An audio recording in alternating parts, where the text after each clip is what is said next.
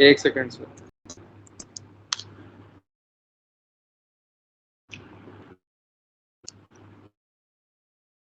ये चीजें ना नोट कर लिया करें जब आप इस वक्त जो होते हैं टाइम इतना सा होता है कि आपको नोट किए हुई हो और फौरन नहीं बताएं कि ये पीआर नंबर है, ताकि वो इशूज जल्दी आपके रिजॉल्व हों। सर ये है 311 पेंटा 014।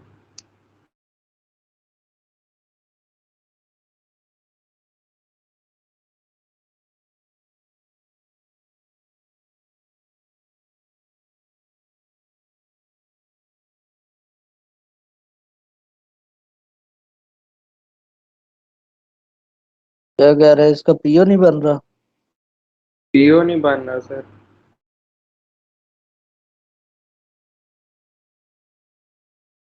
अभी देख लेते हैं।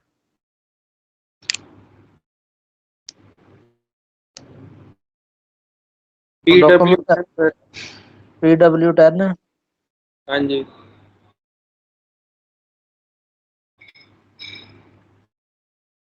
PT10 नहीं, PW10।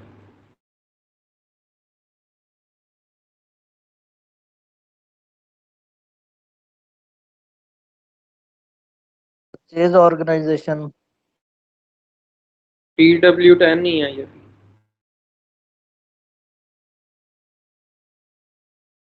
Purchase group. PW1। और कंपनी कोड। NT10।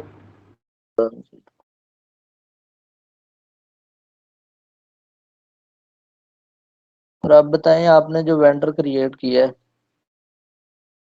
जी। कौन सा वेंडर आपने क्रिएट किया है?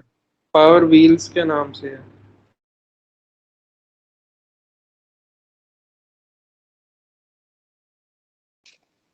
ये नीचे आ रहा है। ये पावर व्हील्स। ये नहीं है।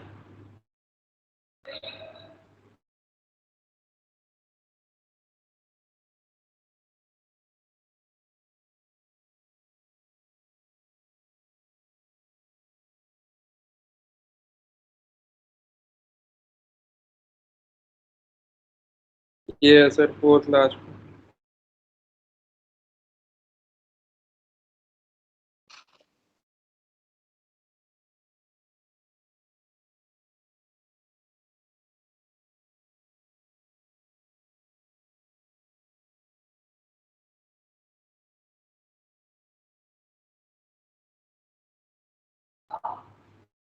यही है यार आपकी, तो यहाँ से अडॉप्ट करेंगे।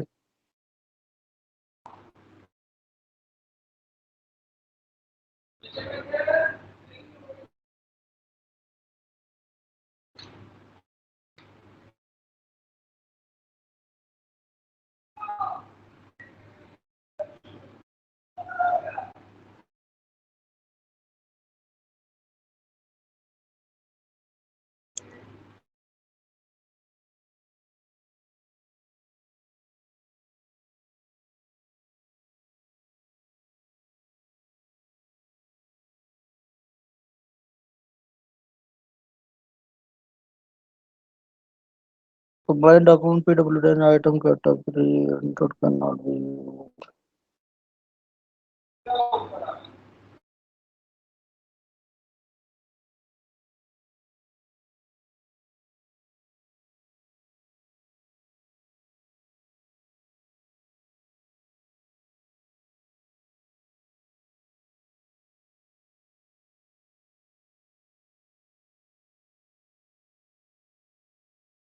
लगता है कुछ और ही आपने इसमें सेटिंग चेंज कर दी है।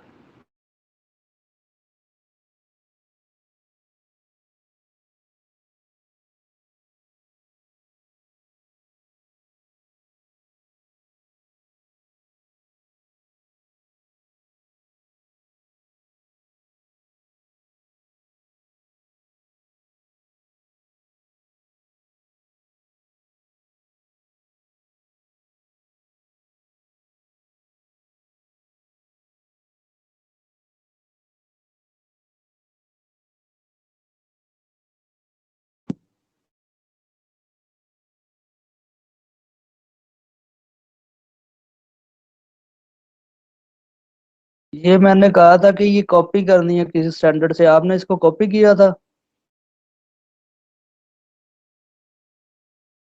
नहीं सर, कॉपी तो नहीं किया। ये जो बात मैंने बताई थी कि इसको कॉपी करना है, कॉपी करेंगे तो बैकएंड की कॉन्फ़िगरेशन है वो इसके साथ असाइन होती है। अच्छा अच्छा। तब वो आइटम कैटेगरी नहीं यहाँ पे असाइन, आपने खुद से उसको डिफाइन किया है, तो वो इशू तो आएगा। इसलिए मैंने बताया था कि बहुत सी चीजें होती है उनको हम कॉपी कर रहे होते हैं।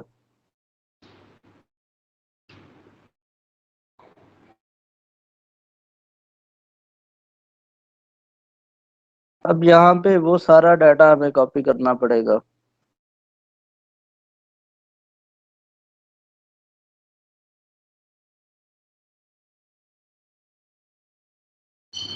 अभी जाते हैं परचेज ऑर्डर में।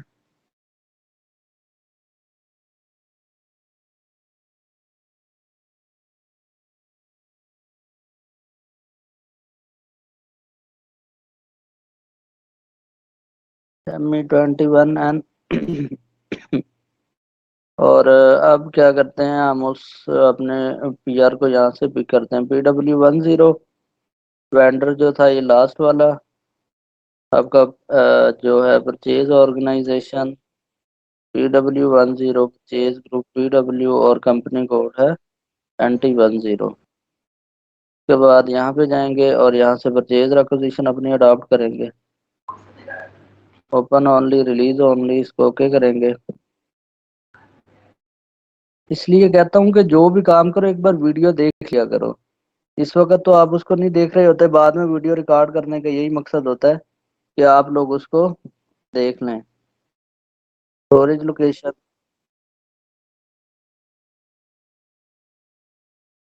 बेसिकली जो ऑलरेडी एक पीआर बनी हुई है तो उसी की बेस पे हम परचेज ऑर्डर बना रहे हैं ना, वो डाटा सारा इसमें लेके आ रहे होते हैं हम।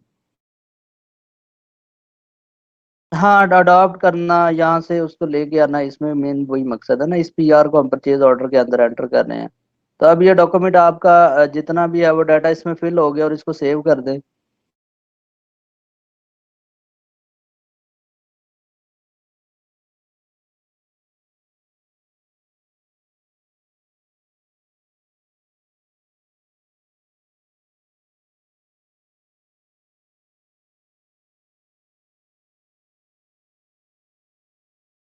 अच्छा, इसमें बहुत सी चीजें वो आपने अगर वो डॉक्यूमेंट कॉपी नहीं किया तो अब वो टाइम बढ़ा लिया और ये कि आपका एक परचेज ऑर्डर क्रिएट हो गया 1210001। ठीक है। ठीक है सर। हाँ, चीज़ों को देखा करें, उसको एक बार वीडियो इसलिए बनाई जाती है कि एक बार उनको देखें और फिर आप उस चीज़ को कॉन्फ़िगर करें।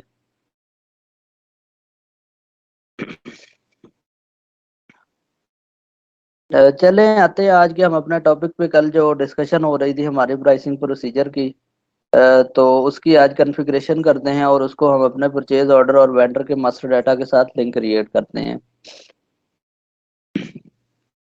कल थ्योरेटिकल कुछ चीज़ें हमने कवर की थी, आज हम जाते हैं उसके प्रैक्टिकल वर्क पे। हम जाएंगे एसपीआरओ में। बेसिकली इसका लिंक होता है परचेजिंग के साथ। मीन के जो भी प्रिक्योरमेंट हो रही होती है तो इसका डाटा कहाँ पे होगा हमारा, मटेरियल मैनेजमेंट में, फिर वहां पे परचेजिंग में। तो हम जाएंगे मटेरियल मैनेजमेंट में और इसके बाद नेक्स्ट हम जाएंगे परचेजिंग में। और यहाँ पे ये आ रहा है कंडीशन। ये कंडीशन कंडीशन में जाएंगे और इसके बाद हमने जाना है डिफाइन प्राइस डिटर्मिनेशन प्रोसेस, इसको एंटर करेंगे। अच्छा, कल डिस्कशन हो रही थी, सबसे पहले मेंटेन टेबल करते हैं, टेबल मेंटेन हो जाता है। लेकिन इसमें क्या है कि कुछ ऑथराइजेशन है जो ए वेब से रिलेटेड है, वो हमें मीन के वो जब हम एक्सेस सीक्वेंस बनाते हैं तो वहां पे हमें अलाउ ही नहीं करता। जैसे कि ये एक है 570। बेसिकली क्या है कि ये एक ग्रुप बनाया था जिसमें हमारे पास एक टेबल हमने एक जनरेट किया था, जिसमें हमने परचेज, ऑर्गेनाइजेशन, वेंडर, प्लांट और मटेरियल, ये चार चीजों को लेके इसकी बेस पे हमने क्या किया हुआ है, एक टेबल बनाया हुआ है। अब इस टेबल की बेस पे नेक्स्ट हमारा बन रहा होता है एक्सेस सीक्वेंस। इस टेबल के अंदर जो जो वैल्यूज यूज हो रही होती हैं, उसको हम कंबाइन करने के लिए हमारा इससे नेक्स्ट स्टेप है पहला, मेंटेन टेबल। ये आप लोग टेबल मेंटेन करने की कोई जरूरत नहीं है आप लोगों को, क्योंकि ये जो 5-7 है इसी को यूज कीजिएगा आप। उसके बाद जब हम जाते हैं यहाँ पे डिफाइन एक्सेस सीक्वेंस में, अगर आप अपना नया टेबल क्रिएट करेंगे तो फिर इस स्टेज पे आके यहाँ पे क्या कह रहा है कि इसको मेंटेन करने की आपके पास ऑथराइजेशन ही नहीं है। इसलिए मैं टेबल को नया टेबल जनरेट नहीं कर रहा, उस जो पुराना एक टेबल है उसी को यूज कर रहा हूँगा। अगर मुझे यहाँ पे ऑथराइजेशन होती उसको क्रिएट करने की, तो मैं पहले एक टेबल अपना नया जनरेट करता और फिर उसका एक्सेस सीक्वेंस यहाँ पे क्रिएट कर रहा होता।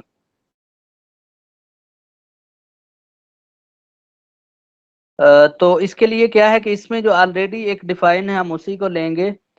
जैसे यहाँ पे है एक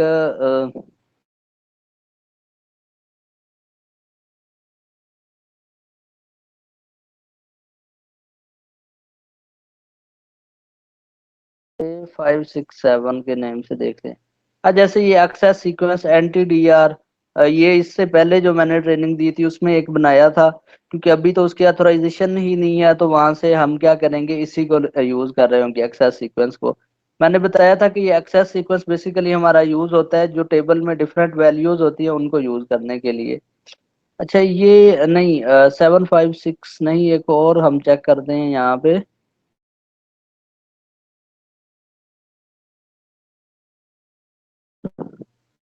क्योंकि इसमें नेक्स्ट हमारा वो डाटा ही नहीं आ रहा जिसको हमने यूज करना है। यहाँ पे देख लेते हैं A756।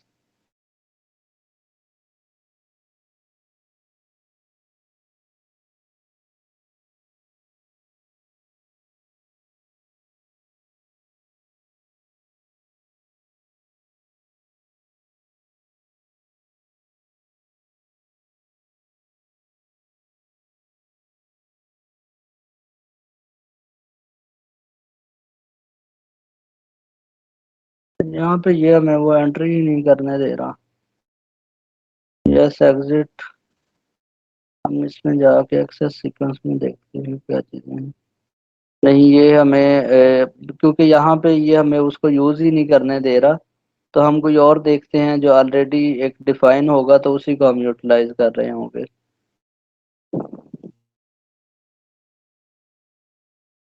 अच्छा, इसमें ना कुछ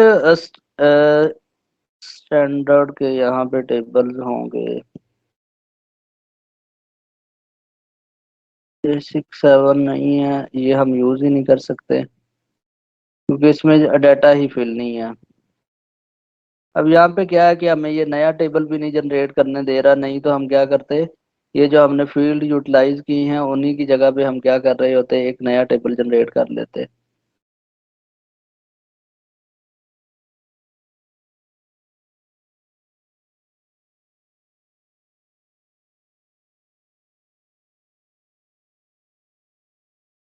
ये एक देखते हैं, उससे रिलेटेड एक बना हुआ है, यहाँ पे क्या चीजें हैं,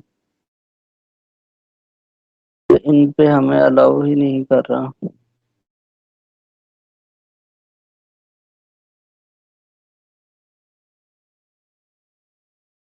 अच्छा, ये डाटा अब यहाँ पे शो ही नहीं कर रहा, लेकिन वैसे कुछ देर पहले तक तो यहाँ पे डाटा हमारे पास शो हो रहा था।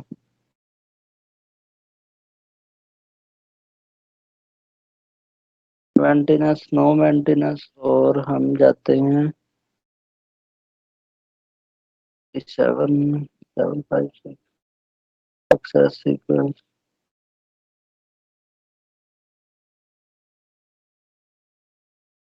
अच्छा, यहाँ पे था लास्ट टाइम वो जो टेबल हमने एक दिन रेड किया था, उसी की बेस पे एक्सेस सीक्वेंस बनाया हुआ था, तो ये डाटा ही नहीं हमें शो कर रहा।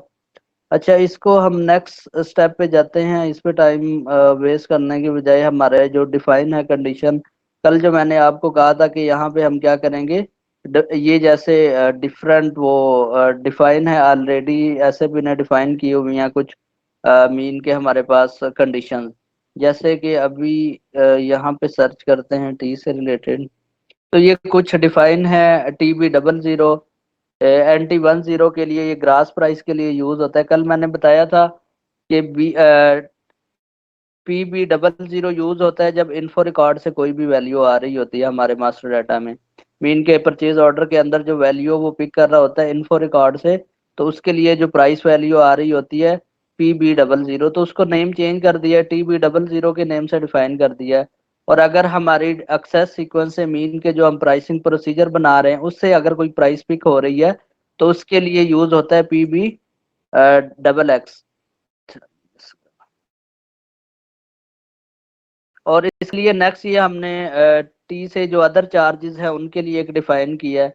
अब आप लोगों ने कैसे डिफाइन करना है, मैंने बताया था, इसको जब हम डबल क्लिक करते हैं तो इस स्क्रीन पे ले आता है हमें।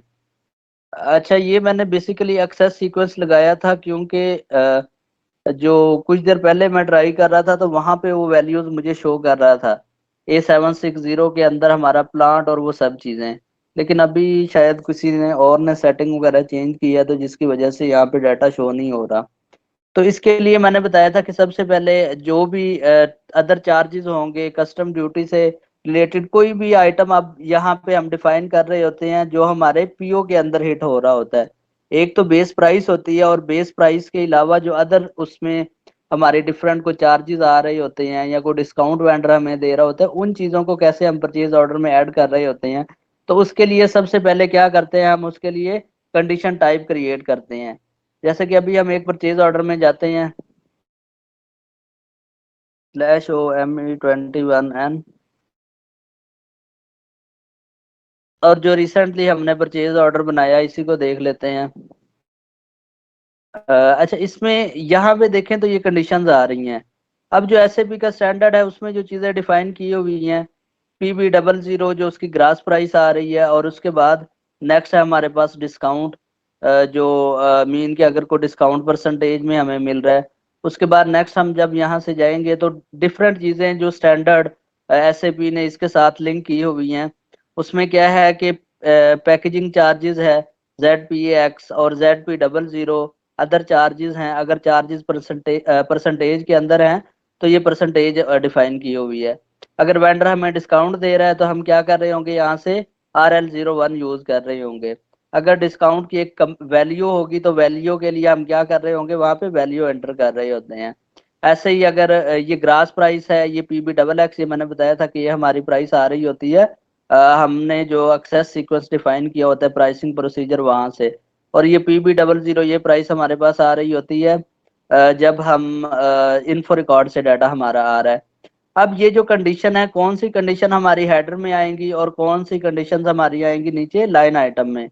जैसे कि ये लाइन आइटम में जाते हैं, और हर लाइन आइटम के अगेंस्ट क्या होंगी, कंडीशंस होंगी। जैसे कि ये डिफरेंट कंडीशन यहाँ पे लाइन आइटम के अगेंस्ट भी आ रही हैं और ऊपर हेडर के अंदर भी। अब ये कंडीशन लाइन आइटम में और हेडर में कैसे आती हैं, इस स्क्रीन में हम जाएंगे, जो भी कंडीशन हम यहाँ पे टिक करेंगे हेडर के अंदर, तो वो हमारे हेडर में भी वो कंडीशन शो हो रही होगी, और आइटम लेवल पे भी वो कंडीशन हमारी क्या हो रही होगी, शो हो रही होगी वहां पे। तो बेसिकली एक कंडीशन को अगर हमने हर लाइन आइटम को अलग अलग उसमें कोई चार्जेस वगैरह ऐड करने हैं, जैसे ये अदर चार्जेस है, तो हमारे पास 5 लाइन आइटम है और 3 लाइन आइटम के अंदर वेंडर क्या कर रहा है, अदर चार्जेस ऐड कर रहे हैं और 2 में नहीं कर रहा। तो हम क्या करेंगे, हर लाइन आइटम के अगेंस्ट वो चार्जेस ऐड कर रहे होंगे। और अगर हेडर लेवल पे कंप्लीट जितना भी मटेरियल है उसमें वेंडर अगर हमें अदर को चार्जेस उसमें लगा रहा है, तो हम उसको क्या करेंगे, हेडर लेवल पे भी हम उसको यूज कर सकते हैं। तो इसके लिए जो इसकी सेटिंग है वो हमारी यहाँ से यूज हो रही होती है कि उस कंडीशन को हमने हेडर लेवल और लाइन आइटम लेवल दोनों पे ही लेके जाना होता है। उसके बाद ये कंट्रोल सिस्टम में है, अगर हमारा डिस्काउंट है या चार्जेस है उसके लिए ये कैटेगरीज एसएपी ने डिफाइन की हुई हैं। डिस्काउंट है, प्राइस है, उसके बाद एक्सपेंस रिइंबर्समेंट है, टैक्स है, जो भी मेन जो टाइप्स हमारी यूज होती हैं, विद होल्डिंग टैक्स है, तो वो यहाँ पे ऐसे भी ने मेन चार जो है 7 से 8 डिफाइन की हुई हैं, तो यही यूज हो रही होती हैं। नेक्स्ट है, उसमें प्राइस हमारी फिक्स्ड है, वेरिएबल है, डिस्काउंटेड है। मीन के वो किस बेस पे प्राइस हमारी कैलकुलेट हो रही है, तो वो यहाँ से हम यूज करते हैं इसमें। अगर ए यूज किया तो परसेंटेज की बेस पे है, फिक्स प्राइस है तो बी यूज कर रहे होते हैं, क्वांटिटी की बेस पे है तो सी, अगर वेट वगैरह है तो ये डिफरेंट ऐसे भी ने जो स्टैंडर्ड डिफाइन कर रहे होते हैं, तो यही यूज हो रही होती है जब भी हम कोई भी कंडीशन टाइप यूज कर रहे होते हैं। उसके बाद नेक्स्ट हमारे पास कैश डिस्काउंट। अगर मीन के यहाँ पे डिस्काउंट हमें वेंडर दे रहा है तो हम कैटेगरी यहाँ पे यूज करेंगे डिस्काउंट की, कैश डिस्काउंट की। अगर फ्रेट चार्जेस होंगे तो उसके लिए हम फ्रेट यूज करेंगे, बेस प्राइस होगी तो एच यूज करेंगे। ये डिफरेंट जो इसमें यूज हो रही होती है हमारे कंट्रोल डाटा के अंदर, जो फील्ड यूज हो रही होती है। उसके बाद वो फील्ड हमारे डाटा में प्लस होनी है या माइनस होनी है, उसके लिए ए, और जो हमारा है माइनस, उसके लिए एक्स हम यूज कर रहे होते हैं। मीन के ये ऑलरेडी हम मास्टर डाटा में ही डिफाइन कर देते हैं, और जब भी हम ये टीसीआर अदर चार्जेस को यूज कर रहे होंगे तो वो जो टोटल डाटा है उसके अंदर ऐड हो रहा होगा हमारी टोटल प्राइस के अंदर। और अगर यहाँ पे डिस्काउंट होता तो डिस्काउंट क्या होना था हमारा, मीन के अगर ये है हमारे अदर चार्जेस, तो अदर चार्जेस बेसिकली हमारे डिस्काउंट में नहीं आएंगे। हम इसको यूज कर सकते हैं, जैसे कि ये डिलीवरी कास्ट है तो उसके अंदर हम यूज कर सकते हैं अदर चार्जेस को, क्योंकि ये हमारे डिस्काउंट में नहीं आएंगे। इसको सेव कर देंगे। तो ये जो फील्ड्स आपकी ऑर्गेनाइजेशन में चल रही होती हैं तो उस हिसाब से क्या होता है। अच्छा, बेसिकली ना प्राइसिंग प्रोसीजर एक कंप्लीट जब किसी भी ऑर्गेनाइजेशन में इम्प्लीमेंट हो रहा होता है तो वो प्रोवाइड करते हैं एंड यूजर में, इनके क्लाइंट साइड पे बताते हैं कि ये फील्ड होंगी। वो जितनी भी फील्ड हो उसको फिर जो बिजनेस ब्लू प्रिंट होता है उसके अंदर मीन के वो सब की सब फील्ड को यूज करके वो फिर इम्प्लीमेंट की जाती है। तो जब भी एक कंसल्टेंट वर्क कर रहा होता है तो वो वही फील्ड यूज कर रहा होता है जो बिजनेस ब्लू प्रिंट के अंदर मेंशंस होती हैं।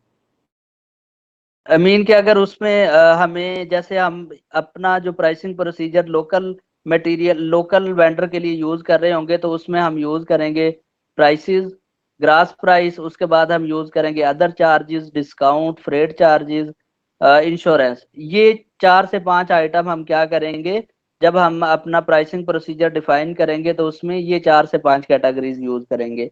अगर आपने इससे ज्यादा कोई यूज करनी है वो खुद से डिफाइन करें, और उनका क्या करेंगे हम इससे नेक्स्ट जो वर्किंग होगी वहां पे हम प्राइसिंग प्रोसीजर डिफाइन कर रहे होंगे। तो ये जो हमारी 4 से 5 कैटेगरीज हैं वो यहाँ पे कॉपी की हुई हैं। TB00, TB XX, और अदर चार्जेस है, उसके बाद डिस्काउंट है, फ्रेट चार्जेस है, फ्रेट चार्जेस वैल्यू की बेस पे है, और नेक्स्ट हमारे मीन के परसेंटेज की बेस पे और वैल्यू की बेस पे, और उसके बाद इंश्योरेंस है। ये हमारे 4 से 5 जो कैटेगरीज है, कंडीशन टाइप है, इनको यूज करके हम क्या करेंगे नेक्स्ट स्टेप पे अपना एक क्रिएट कर रहे होंगे प्राइसिंग प्रोसीजर कंप्लीट। तो ये ऑलरेडी डिफाइन है, यहाँ पे डिफाइन करने की हमें जरूरत ही नहीं है। अगर आप एक दो और डिफाइन करना चाहेंगे तो यहाँ पे कर सकते हैं। इसके बाद हमने जाना है डिफाइन कैलकुलेशन स्कीमा में, यहाँ पे आएंगे। अच्छा, यहाँ पे जो स्टैंडर्ड के एसएपी ने स्टैंडर्ड के डिफाइन किए हुए हैं वो है RM00 से स्टार्ट होंगे, जैसे कि ये RM000। परचेजिंग डॉक्यूमेंट, जब भी हम परचेजिंग डॉक्यूमेंट क्रिएट कर रहे होते हैं जो स्टैंडर्ड का एक डिफाइन है, उसने ये सब चीजें ऑलरेडी एक हमें प्राइसिंग प्रोसीजर दिया हुआ है, जिसमें हमारे ग्रास प्राइसेस हैं, उसके बाद वेरिएंट है, उसके बाद अगर हमारे डिस्काउंटेड हैं तो वो ऐड किए हुए हैं, वैल्यू की बेस पे, क्वांटिटी की बेस पे, नेट जो है हमारा डिस्काउंट, वो सब की सब यहाँ पे क्या किया हुआ है, कैटेगरीज डिफाइन की हुई हैं। अच्छा, इसमें जो हमारे पास 4 से 5 फील्ड हैं वो मेन आप लोगों को मीन को उनका आइडिया होना चाहिए। जैसे इसमें ये स्टेप नंबर यूज हो रहा है, जहां पे भी हमारी ये सेम ही एक वैल्यू यूज हो रही होगी, मीन के जैसे ये ग्रास प्राइस है तो इसके लिए हम यूज करेंगे 1, ये क्योंकि दोनों यूज हो रही होती हैं। उसके बाद नेक्स्ट हमारे पास वेरिएंट वो 2 है। अगर इसके बाद जैसे ये डिस्काउंट यहाँ पे लिया हुआ है 10 नंबर पे, डिस्काउंट हमारे पास 4 टाइप के हैं, तो इनको सबको हम एक ही नंबर दे रहे होंगे। और बेसिकली ये नंबर यूज हो रहा होता है 1 2 3 4 5। उसके बाद या इसको हम यूज कर रहे होते हैं 5 10, जैसे कि इंटरवल में हम मोस्टली यूज कर रहे होते हैं। या 10, 20, 30, 40, उस तरह हम इनको क्या कर रहे होते हैं, यूज कर रहे होते हैं। अब ये जितने भी डिस्काउंट या अदर चार्जेस है इन्होंने एक ही उसमें लिए हुए हैं 10 के अंदर ही। मीन के अगर डिस्काउंट है सरचार्ज वैल्यू पे या वो सब की सब चीजें क्या की हुई हैं इन्होंने, ये 8 से 10 आइटम क्या किए हैं अपने एक ही उस पे लिए हुए हैं लाइन आइटम पे। और इसके बाद इनको क्या कर रहे होंगे, वो कैलकुलेट कर रहे होंगे। यहाँ पे क्या यूज हो रही है हमारी डॉक्यूमेंट कंडीशंस, जो अभी जैसे मैंने कहा कि ये हमने 4 से 5 डिफाइन है ऑलरेडी, उन्हीं को यूज कर रहे होंगे। फ्रॉम और टू, बेसिकली फ्रॉम और टू यूज हो रहा होता है कि हमने जो अपनी कैलकुलेशन करनी है या कोई चीजें ऐड करनी है तो वो कहाँ से शुरू करनी है और कहाँ पे खत्म करनी है। इसके बाद जो नेक्स्ट है हमारे पास, ये प्रिंट पर व्यू है, जो हमारे हर लाइन आइटम पे कैलकुलेट हो रहा होगा तो यहाँ पे हम एक्स ही यूज करेंगे। और उसके बाद ये जो है हमारे पास नेक्स्ट टैब है सब टोटल। सब टोटल के अंदर हम जो स्टार्ट में लाइन आइटम का टोटल होगा तो उसके लिए हम यूज करेंगे 9। वो कॉपी कर रहा होगा वैल्यू को, और जहाँ पे हमने कंप्लीट एक टोटल सब करना है तो वहां पे हम यूज कर रहे होंगे एस। ये दो वैल्यूज को हम यूज कर रहे होंगे। इसके अलावा जो बाकी वो और उससे रिलेटेड फील्ड हैं जो हमारे काम से रिलेटेड हैं, वो हम यही फील्ड इसमें यूज कर रहे होंगे। अच्छा, इसमें नेक्स्ट जो यहाँ पे यूज हो रही है अकाउंट की, बेसिकली FERT। ये जो FERT के अंदर जो हमारे पास फील्ड यूज हो रही होती है तो वो यहाँ पे यूज हो रही है, लेकिन ये यूज करने की हमें जरूरत ही नहीं है। हम सिंपल सा एक एक्सेस सीक्वेंस बनाएंगे, जैसे कि एक शायद ऑलरेडी बना हुआ हो, मैं देखता हूँ NTD के।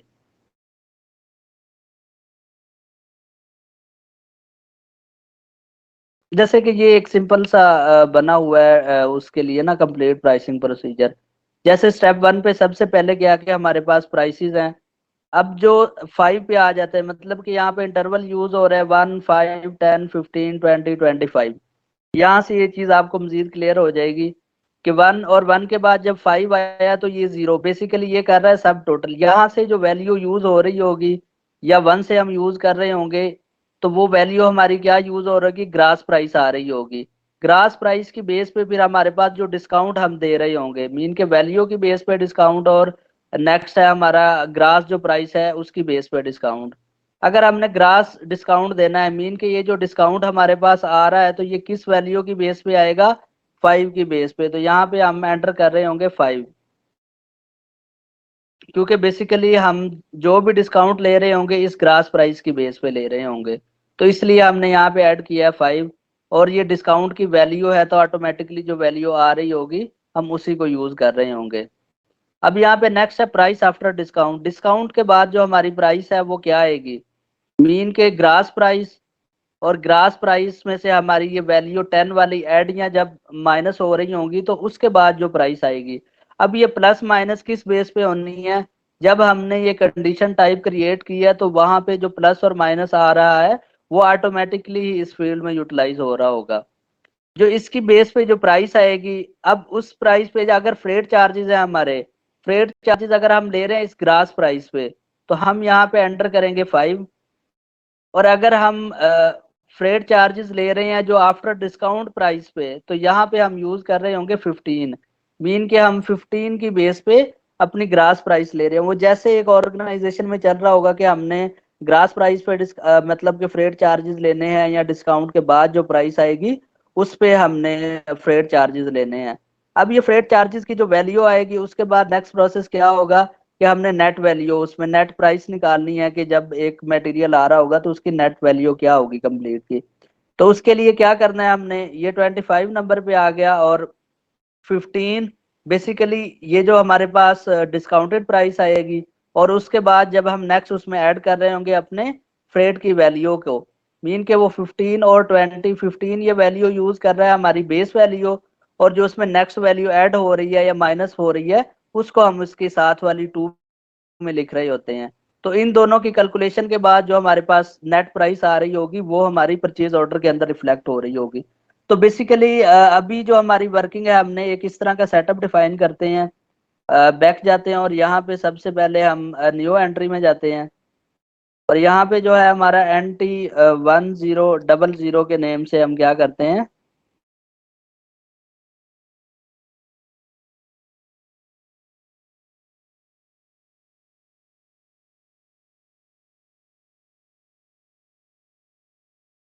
एक मिनट।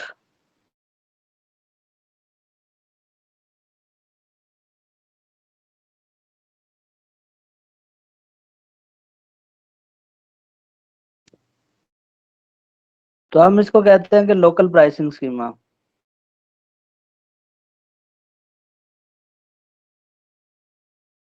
इसको एंटर करेंगे। अच्छा, वो कह रहा है कि एंटी ऑलरेडी एग्जिस्ट है, हम इसको कर लेते हैं TN 100 100। इसको ऐड करते हैं। इसको ऐड करने के बाद नेक्स्ट हम जाएंगे कंट्रोल डाटा में, और कंट्रोल डाटा में जाके यहाँ पे करेंगे न्यू एंट्री। अब जो स्टेप 1 है, स्टेप 1 में हमारे पास सबसे पहले हमने यूज करनी है अपनी ये दो वैल्यूज जो हमने डिफाइन की हुई हैं, TB और TB XX। ये मैं बता चुका हूँ कि TB00 किस लिए यूज होती है और TB X किस लिए यूज होता है। इनको यहाँ पे एंटर करेंगे। बेसिकली ये दोनों आ रही हैं हमारे पहले ही प्रोसीजर में, मीन के स्टेप 1 के अंदर ही आ रही हैं। अब जब भी परचेज ऑर्डर में यूटिलाइज होगी, या तो हमारी TB00 वाली प्राइस हम यूज कर रहे होंगे, और या फिर हम TB XX वाली प्राइस यूज कर रहे होंगे। ये प्राइस हमारी यूज होगी एक्सेस सीक्वेंस से, और ये प्राइस हमारी आ रही होगी परचेज इन्फो रिकॉर्ड से। अच्छा, नेक्स्ट है यहाँ पे इसको हम 5 कर लेते हैं, जो हमारे पास स्टेप में हम लेके चल रहे हैं। यहाँ पे इंटरवल लेके चल रहे हैं 5 10 15 20।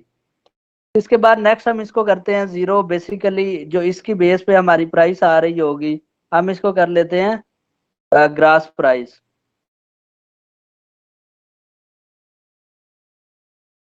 तो ग्रास प्राइस हमारी किस भी बेस पे आ रही होती है, 1 की बेस पे।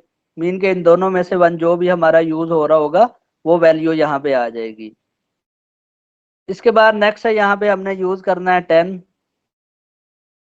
अब 10 के अंदर हमने देखना है कि हमने यहाँ पे बेसिकली हम यहाँ पे ले रहे हैं डिस्काउंट को, यहाँ पे ले लेते हैं या फ्रेट चार्जेस को। तो अभी हम ये क्या करते हैं, यहाँ पे डिस्काउंट की वैल्यू को यूज कर लेते हैं यहाँ पे। इसको करेंगे 1। बेसिकली ये 10 में पहले नंबर पे, और यहाँ पे हम क्या करेंगे, वो जो डिस्काउंट की वैल्यू है उसके लिए हम यूज कर रहे हैं। अगर हमारे पास डिस्काउंट होता एक कंप्लीट वैल्यू की बेस पे या परसेंटेज की बेस पे, मीन के 10% ऑफ ग्रास प्राइस या उसकी बेस पे हम ले रहे होते, तो फिर यहाँ पे दो वैल्यूज हमारी आनी थी। लेकिन यहाँ पे क्या कर रहे हैं, हम एक ही प्राइस को यूज कर रहे हैं। इसके बाद इसको 0 करेंगे, और यहाँ पे हमारे पास प्राइस आ रही है आफ्टर डिस्काउंट।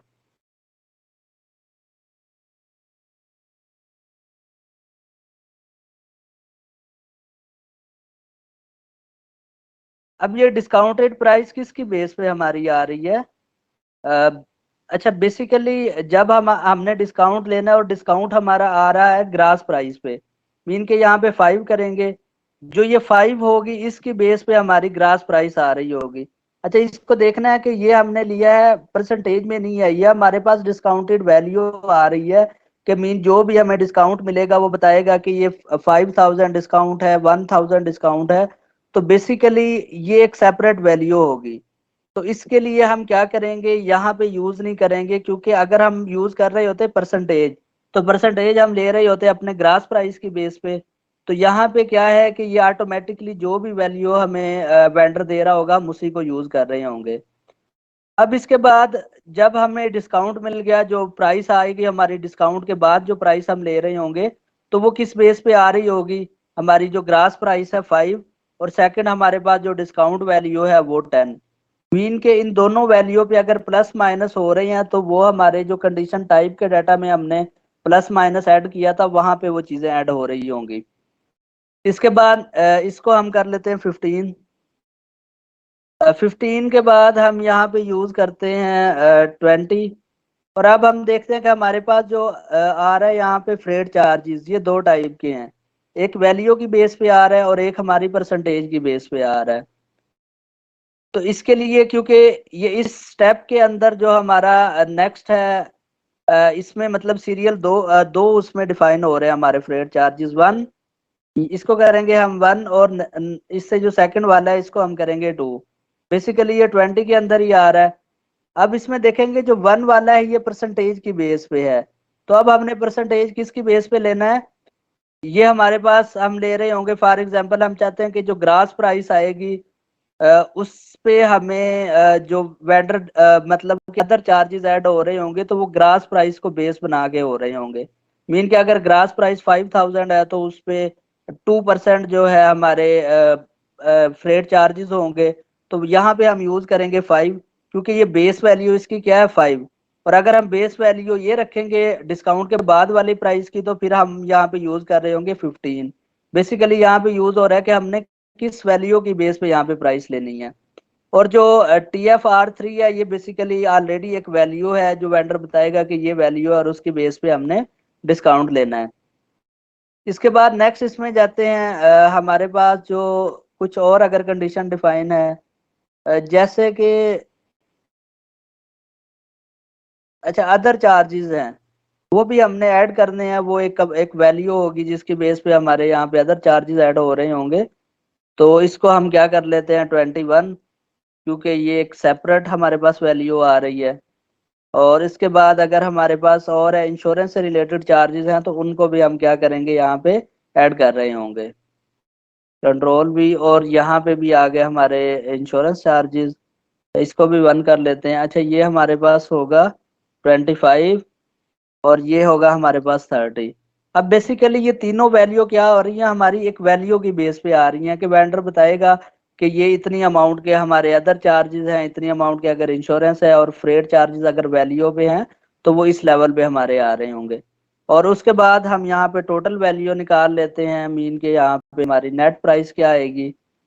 नेट प्राइस के लिए अब यहाँ पे हमने यूज क्या करना है, वैल्यू हमारी कहाँ से स्टार्ट हो रही है मीन के जो हमारी 15 और कहाँ तक आ रही हैं, जो इसमें जितनी भी वैल्यू है वो सब की सब ऐड या माइनस हो रही होंगी 30 तक। तो ये 30 तक जितनी भी वैल्यू है ये हमारी यूज होंगी। अच्छा इसके बाद हमने जाना है लाइन आइटम प्रीव्यू में। यहाँ पे हम यूज करेंगे एक्स प्रिंट हर लाइन आइटम का सब यहाँ पे लाइन आइटम लेवल पे हम क्या कर रहे होंगे, इसको प्रिंट कर रहे होंगे। ये एक सेटिंग है, इसको आप लोग ऐसे ही जो एक्स है उसी को यूज करेंगे हम एंड तक सब में, क्योंकि हर लाइन आइटम का व्यू यहाँ पे आ रहा है तो हम यहाँ पे क्या यूज करेंगे, इसको एक्स या लास्ट आइटम तक ले जाएंगे।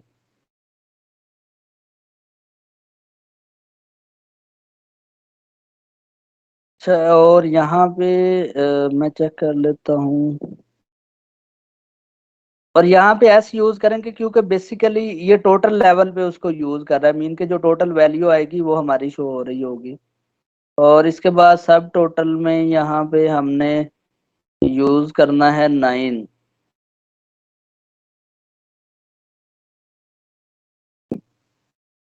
बेसिकली वो ग्रास वैल्यू को हम यूज कर रहे होंगे हर लाइन आइटम पे। तो यहाँ पे 9 ही हम एंड तक यूज कर लेंगे।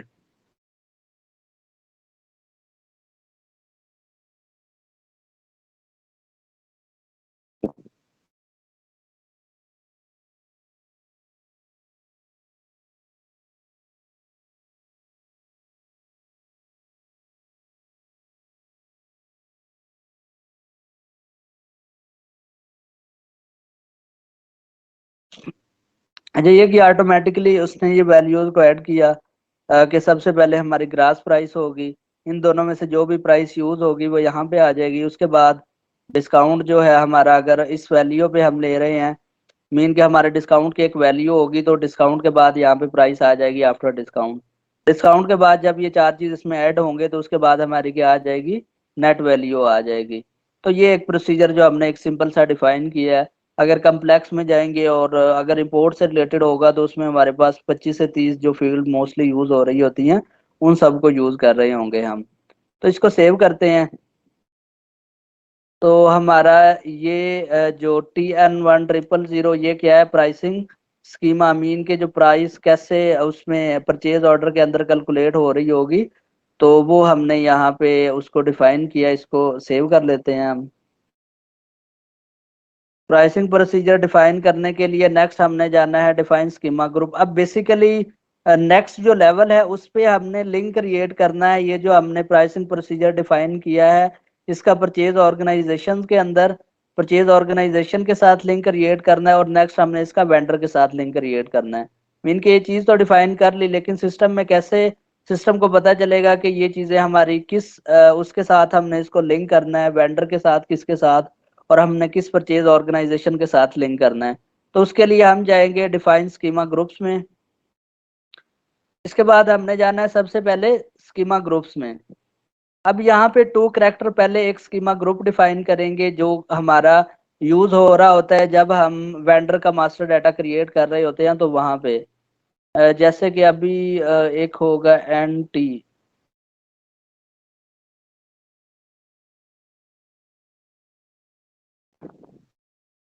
जैसे ये डिफरेंट इंपोर्ट के लिए डिफाइन किया हुआ है, N T D C import के लिए डिफाइन किया था। हम यहाँ पे न्यू एंट्री में जाएंगे और सिंपल यहाँ पे यूज करेंगे टी एन।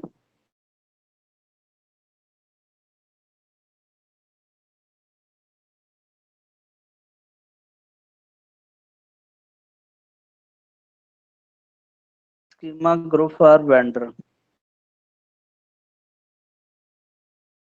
10। इसको एंटर करेंगे, इसको सेव कर लेंगे हम, और इसको हम क्या कर लेते हैं, कॉपी करके अपने डाटा में एंटर कर लेते हैं।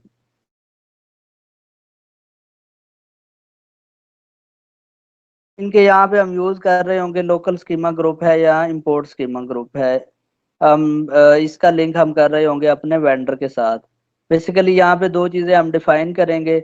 नेक्स्ट स्कीमा ग्रुप हम परचेज ऑर्गेनाइजेशन के लिए डिफाइन करेंगे।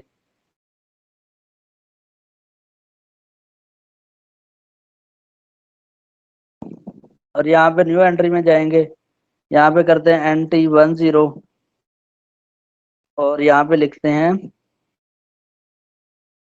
ग्रुप फॉर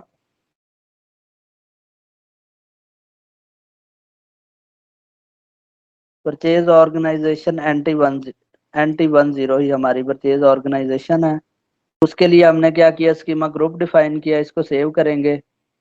और अब जो नेक्स्ट लेवल है उस पे हम इनका लिंक क्रिएट कर रहे होंगे, स्कीमा ग्रुप का और जो हमने डिफाइन किया है परचेज ऑर्गेनाइजेशन में, परचेज ऑर्गेनाइजेशन का स्कीमा ग्रुप। जैसे कि NT10 और TN को हम आपस में क्या कर रहे होंगे, लिंक क्रिएट करेंगे नेक्स्ट लेवल पे। Assignment of schema group to purchase organization. तो यहाँ पे हम अपनी परचेज ऑर्गेनाइजेशन सर्च करते हैं NT10 और इसके साथ हमने स्कीमा ग्रुप जो डिफाइन किया है TN। बेसिकली ये दोनों चीजें जो हमने डिफाइन किया उनकी उनका आपस में यहाँ पे लिंक क्रिएट कर रहे हैं।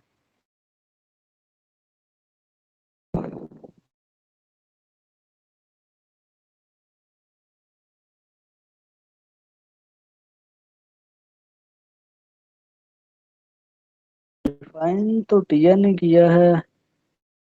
अच्छा, ये कह रहा है कि जो NT10 हमने डिफाइन किया है उसका यहाँ पे लिंक क्रिएट करना है। बेसिकली जो अभी हमने ग्रुप डिफाइन किया है इसका हमने परचेज ऑर्गेनाइजेशन के साथ लिंक क्रिएट किया है। अब नेक्स्ट लेवल पे हम जाते हैं। अब ये जो हमने प्राइसिंग प्रोसीजर डिफाइन किया है इन तीनों को आपस में इंटरलिंक करेंगे। नेक्स्ट स्टेप है हमने जाना है डिफाइन स्कीमा ग्रुप में, और यहाँ पे सबसे पहले है determine collection schema for standard purchase order. यहाँ पे न्यू एंट्री में जाएंगे। हमारा स्कीमा ग्रुप क्या था जो हमने डिफाइन किया था, ये हमारे पास आ रहा है TN1000। उसको यूज करेंगे यहाँ पे TN1000।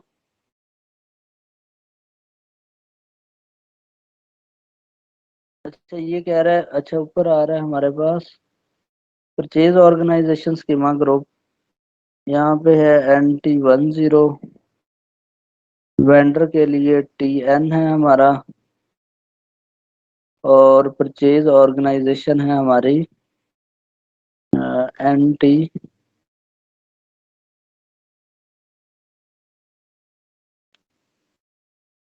ये जो प्राइसिंग प्रोसीजर हमने डिफाइन किया, बेसिकली यहाँ पे क्या किया हमने, इन तीनों का आपस में लिंक क्रिएट कर दिया। जो स्कीमा ग्रुप हमने डिफाइन किया था परचेज ऑर्गेनाइजेशन के लिए, और वेंडर के लिए जो ग्रुप डिफाइन किया था TN, और नेक्स्ट जो हमने अपना प्राइसिंग प्रोसीजर डिफाइन किया था उसको यहाँ पे क्या किया हमने, ऐड कर लिया। अब तीनों को क्या किया, यहाँ पे हमने आपस में इंटरलिंक कर दिया। अब जिस जिस वेंडर के साथ हमारा ये TN का स्कीमा ग्रुप हम यूज करेंगे वहां पे ये प्राइसिंग प्रोसीजर हमारा यूटिलाइज हो रहा होगा। अच्छा, इसके बाद नीचे देखते हैं, यहाँ पे नहीं, ये चीजें यहाँ पे हमारी वर्किंग की नहीं है। और कैलकुलेशन में भी यहाँ पे कुछ नहीं हमने यहाँ पे डिफाइन करना। अच्छा, अब हमने जाना है वेंडर के मास्टर डाटा में। जो हमने वेंडर क्रिएट किए हुए हैं अपने, उसके मास्टर डाटा में जाके ये जो स्कीमा ग्रुप हमने डिफाइन किया था टीएन, इसका वहाँ पे लिंक क्रिएट करेंगे। जैसे कि हमारा जो यहाँ पे चेक कर लेते हैं, हमारा वेंडर कौन सा है परचेज ऑर्डर जो क्रिएट किया था, 73000। इसके इसके मास्टर डाटा में हम क्या करेंगे, ये जो अभी ग्रुप हमने डिफाइन किया वेंडर का, उसका लिंक क्रिएट करेंगे। और इसके लिए जो टी कोड है XK02 के थ्रू हम क्या कर सकते हैं, अपने वेंडर डाटा को चेंज कर सकते हैं। बेसिकली इसका लिंक होता है हमारे परचेज ऑर्गेनाइजेशन के डाटा के साथ। यहाँ पे NT10 और परचेज ऑर्गेनाइजेशन भी हमारी NT10 है। अच्छा,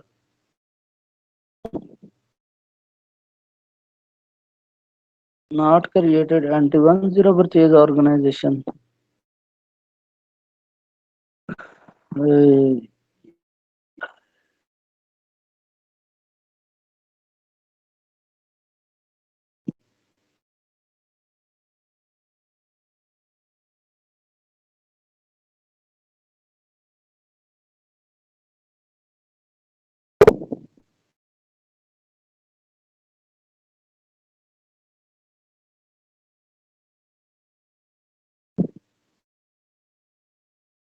परचेज ऑर्गेनाइजेशन तो हमारी NT10 ही है, लेकिन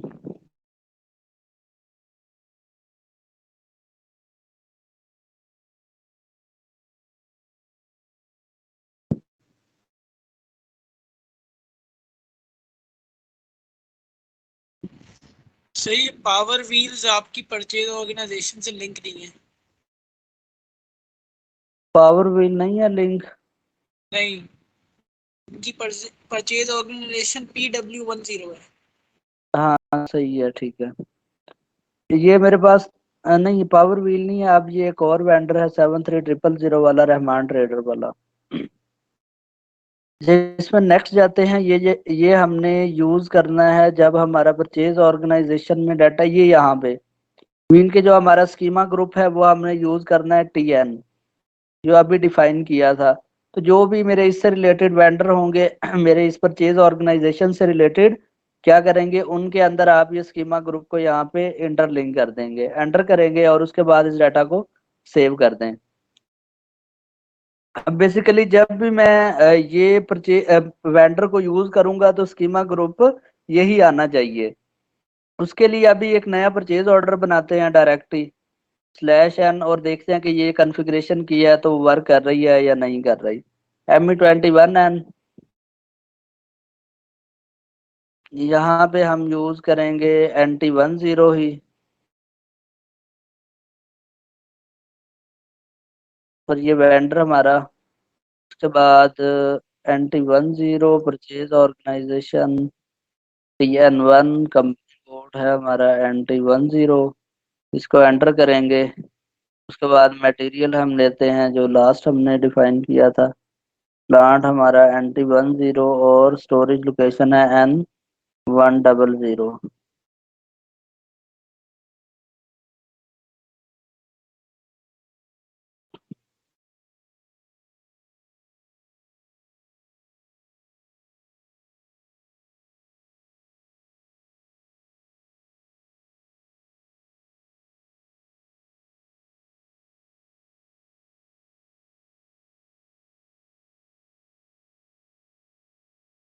मुझे लगता है किसी ने डाटा में चेंजिंग की है।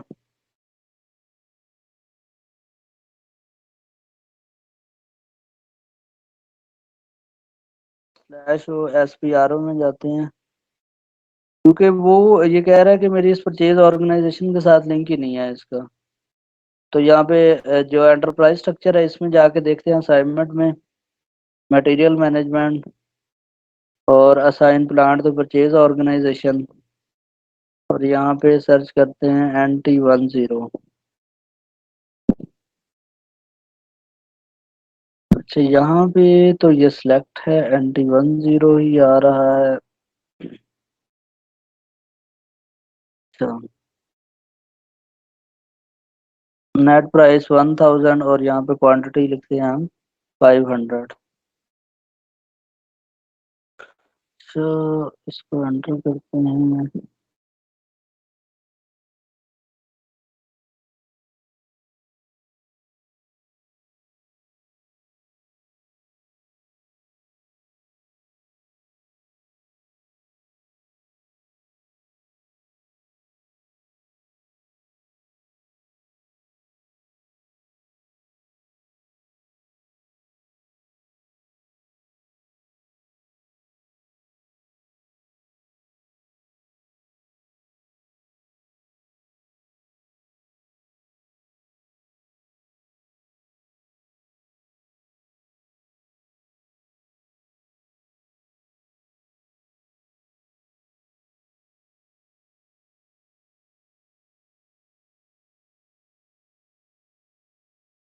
तो ये कह रहा है कि उससे लिंक नहीं है।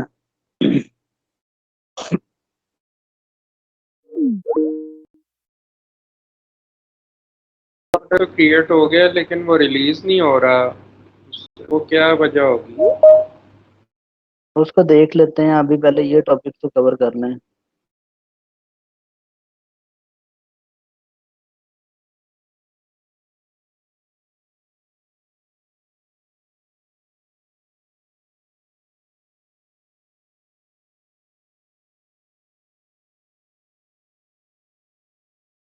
अच्छा,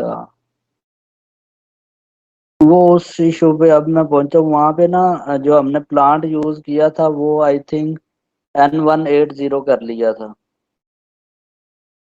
N180, जिसकी वजह से वो एरर दे रहा था। क्वांटिटी अगर हम 50 करते हैं और प्राइस हम यूज करते हैं यहाँ पे 30।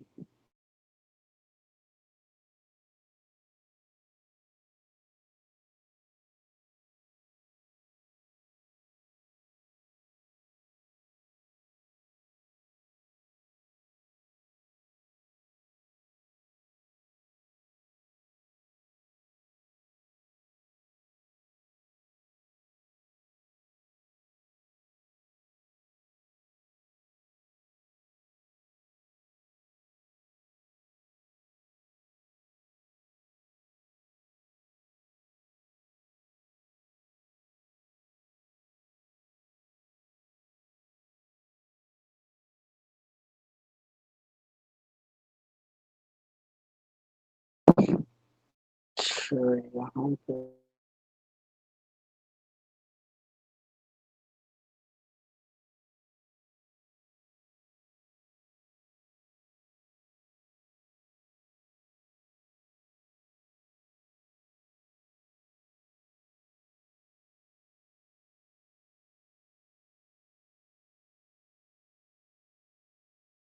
अच्छा, इसमें यही हमारा जो एरर आया है वो सही से प्राइसिंग प्रोसीजर इसके साथ अटैच नहीं हुआ। ME21 एंड दोबारा से जाते हैं हम परचेज ऑर्डर में।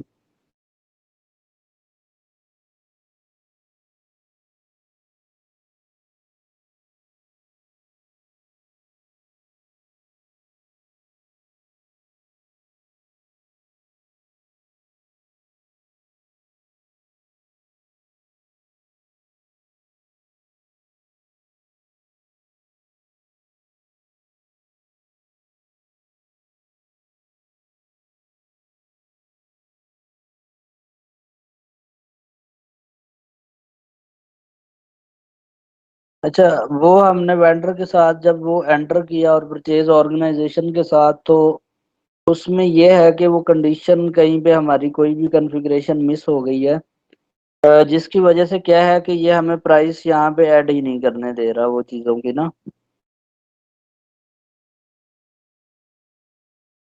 और वो फील्ड भी यहाँ पे नहीं आ रही हमारे पास। एक मिनट में यहाँ पे एनालिसिस में जाता हूँ। एनालिसिस में आना चाहिए। मंथली प्राइस 500 नहीं।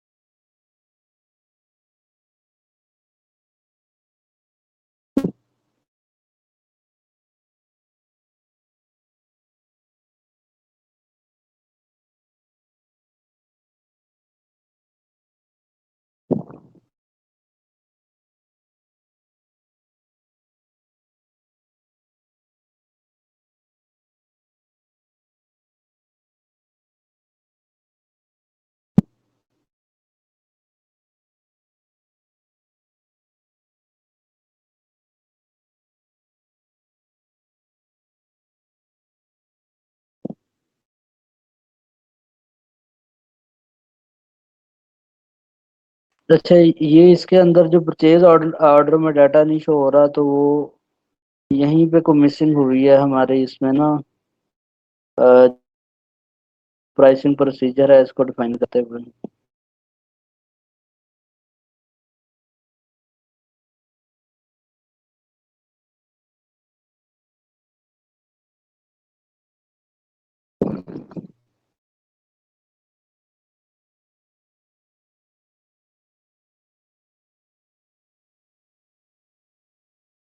हाँ, इसको ये है कि मैं इसको ट्राई करता हूँ आज रात में ना, वो कहाँ पे इशू आया है जिसकी वजह से ये हमें डाटा यहाँ पे फिल नहीं करने दे रहा। तो इसको कर, हाँ, कॉन्फ़िगरेशन का सेम प्रोसेस यही है। वहां पे हमने कोई चीज मिस कर दी है जिसकी वजह से हमें ये डाटा को फिल नहीं करने दे। तो ये है कि कल क्लास में मैं इसको आज सॉर्ट आउट करता हूँ कि क्या इशू आया है, कहाँ से आया है। और उसके बाद वो कल इसको सॉर्ट आउट करने के बाद हम नेक्स्ट क्या करते हैं, जो इससे नेक्स्ट टॉपिक है उनको कवर करते हैं।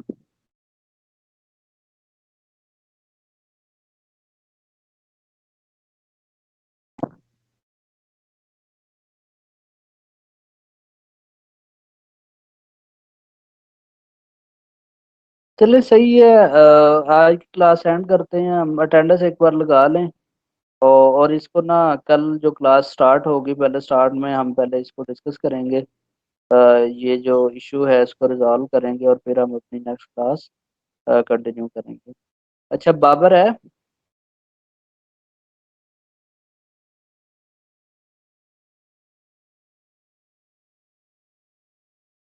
ये नूर मोहम्मद है, अली असगर भी था, विकास भी, हमजा ब्रोई भी, फर भी, फराज भी, अजहर महमूद, अरबाज इशफाक था आज, अरफन नहीं था, तलहा था, इशफाक अहमद था, अब्दुल्लाह मोहम्मद।